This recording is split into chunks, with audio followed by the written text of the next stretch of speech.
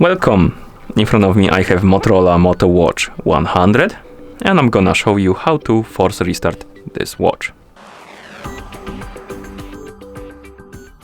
To force restart this watch, simply press and hold the upper button and keep holding it until the watch turns off. It takes about 5 to 10 seconds. So let's press and hold the button, keep holding it.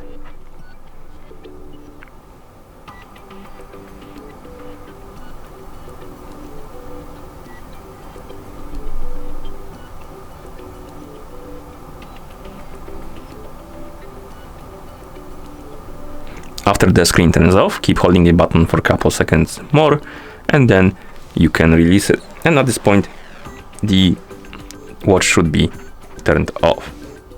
Okay, and after the watch turns on, or rather turns off, you can turn it back on by pressing and holding the upper button for a couple of seconds.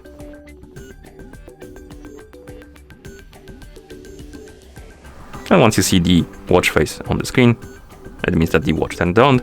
And that's how you force restart this device.